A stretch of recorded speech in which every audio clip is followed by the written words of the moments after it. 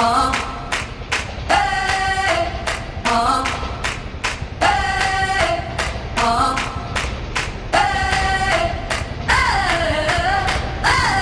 living in that 21st century, doing something mean to it. Do it better than anybody you ever seen. Do it, scream from the haters. Got a nice range. Drug trafficking is as serious a problem as ever. According to the U.S. Customs Service, each year, approximately 436 million people enter the U.S. by air, sea, and land. Another 116 million vehicles cross the border into the U.S. from Canada and Mexico. 90,000 ships dock at various ports throughout the U.S. This gives the drug traffickers ample opportunities to transport illegal substances into the United States. Even with the United States and Mexican government's efforts, the drug trafficking business is still surviving. With over 4,400 DEA agents working full-time, it is safe to say that this problem is high on the government's radar. However, with advancements and efforts by the government, there will also be advancements and efforts by the drug cartels. The reason such ridiculous amounts of drugs are being moved across the border is that there is such high demand on this side of the border.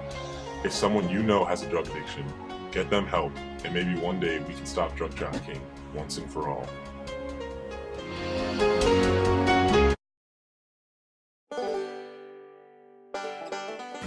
What was your biggest encounter in regard to drug smuggling in recent years?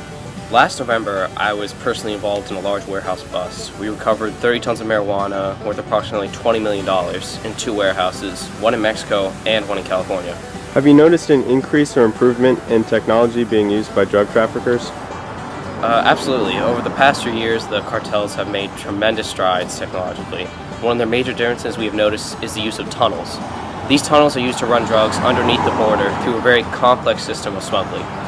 Would you say that drug trafficking is on the rise? Even with extreme efforts by the United States government, it is unquestionable that drug trafficking is still a major problem and in many ways on the rise.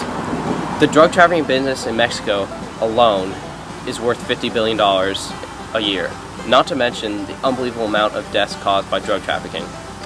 All right, thank you very much, Officer Hunter, for the... Good Lord Jesus!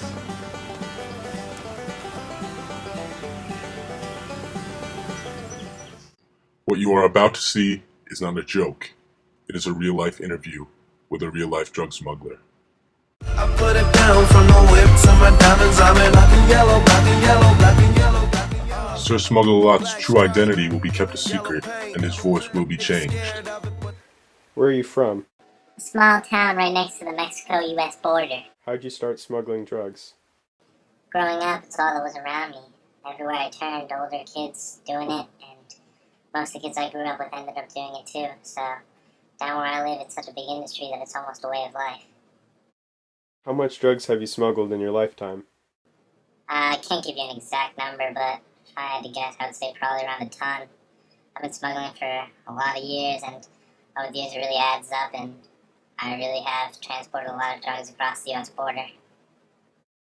Do you feel guilty about all the deaths and money you've wasted? Yes. Yeah, I really do. Looking back, there's definitely a lot of things I would change about the decisions I made, but growing up, I didn't have a lot of money. I was just trying to get some, and down where I live, this is how it normally goes. But yeah, looking back, there's definitely a lot of things I would want to change if I could do it all over again.